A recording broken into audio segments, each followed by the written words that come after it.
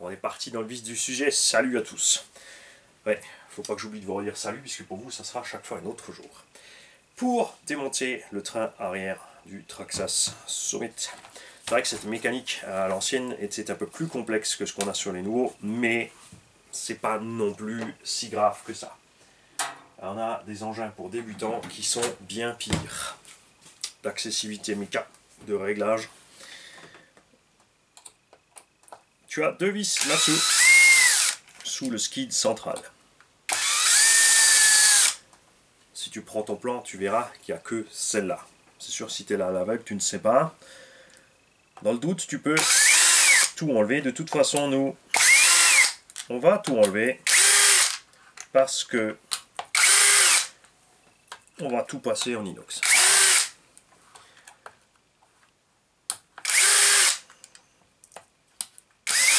Vous en faites pas, hein, on zoomera quand on sera sur les parties techniques, mais là sur les grosses parties on va pas s'amuser à faire mumuse. Après, le rail est capturé ici par le patin avant. Donc deux solutions, soit tu le sors en le faisant pivoter et en utilisant le flex du plastique, ce que tu fais le plus souvent sur le terrain pour sortir, mais tu vois là tout est neuf, c'est assez rigide, ça coince. Donc effectivement pour l'enlever, c'est plus prudent de virer le patin avant. On va en profiter pour tout virer là. Voilà. Donc, tu as trois vis. Tu fais gaffe, évidemment. Alors, n'oublie pas, hein, le plus simple du tout, c'est si tu le fais pour la première fois et tu ne sais pas où on va aller toutes les vis, tu te prends un carton, une feuille de papier et tu plantes tes vis.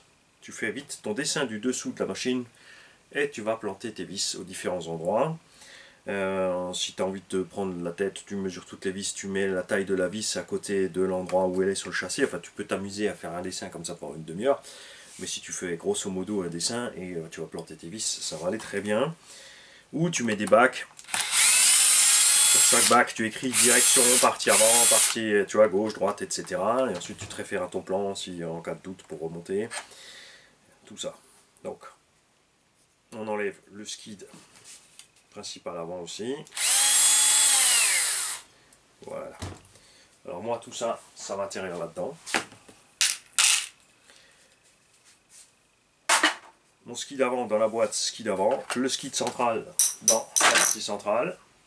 La pièce qui est tombée, on dira qu'on n'a jamais vu, elle n'était pas dessus. Elle manquait d'usine. Non, non, il n'y a pas de trappe ici. À quoi sert cette trappe? Cette trappe te sert à atteindre le BTR ici du cardan devant.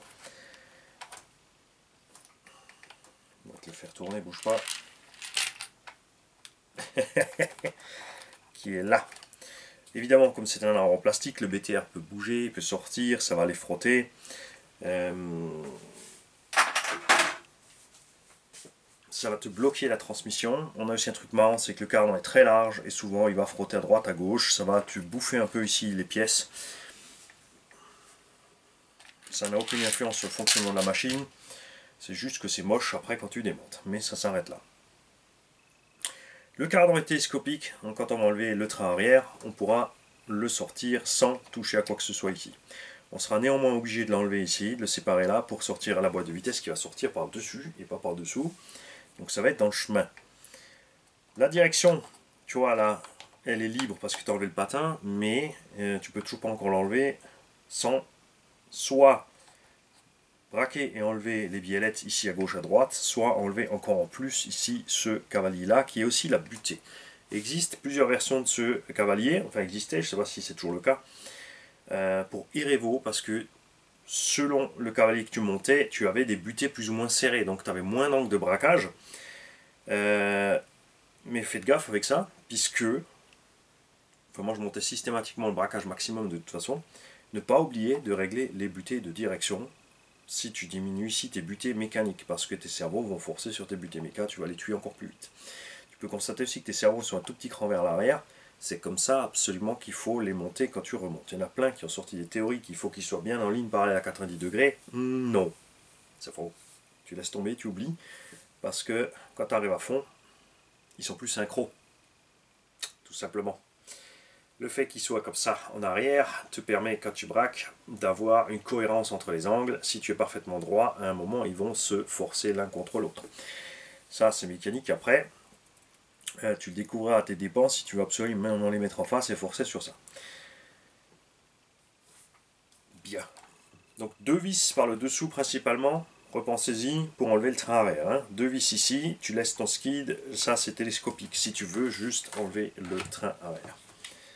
Après, tu as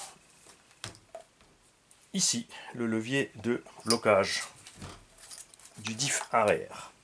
Celui-là, il ne faut pas l'oublier.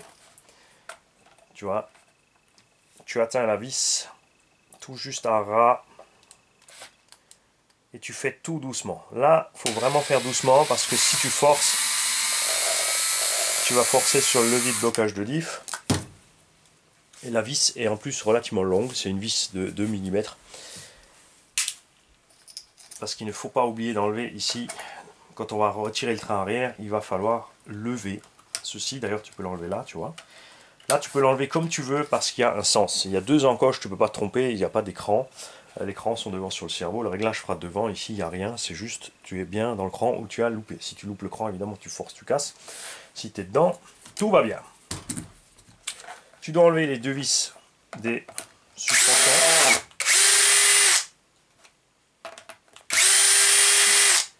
Et tu as 3 vis ici à l'arrière pour enlever la tourelle arrière. Pas oublier d'enlever le câble qui est ici dans le chemin. Plus.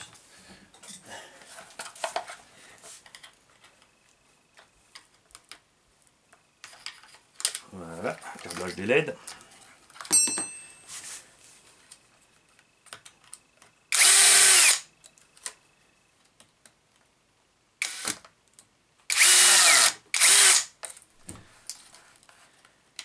Alors pour le REO1, c'est la même manip, sauf que tu n'as pas évidemment le levier ici à enlever. Et REO2, c'est pareil. Tu as juste 4 vis de plus pour le petit renfort supérieur. Donc là, tu peux enlever ta tourelle complète avec ton pare-choc. Démesurer ici la vis M4 pour juste le petit maintien du câble. Mais comme dit, c'était parce que sur le REO, tu avais l'option pour mettre la plaque alu de renfort ici. Et là, tu peux sortir tout ta partie arrière, accrocher un petit peu au rotule. Voilà.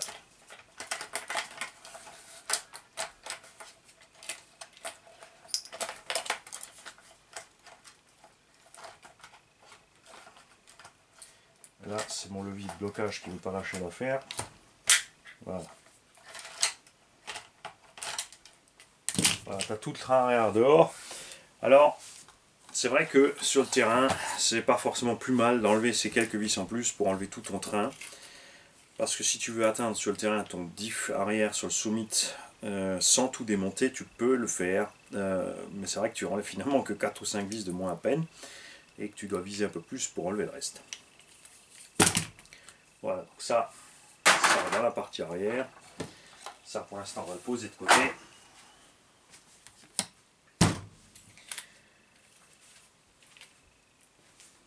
Le diff est monté flottant. Et surtout tu le laisses flottant. Il y en a qui se sont fait une maladie à l'époque de vouloir absolument bloquer le diff là-dedans. Quand tu bloques le diff, eh ben, tu casses encore plus vite tes roulements. Parce que justement, ça ne peut pas bouger et ça ne peut pas, tu vois, ici esquiver les chocs et les déformations. Donc tu défonces encore plus vite tes roulements. C'est le gros problème sur le Savage Flux. Les roulements d'entrée de diff pètent très vite à cause de ça. Pas de diff central. Le diff arrière qui est bloqué dans le pont complètement. Donc tous les efforts sont répercutés sur le pignon d'attaque et les roulements d'entrée. Ici on a le même problème, malgré que ce soit flottant, parce que les diffs ont des roulements très très petits.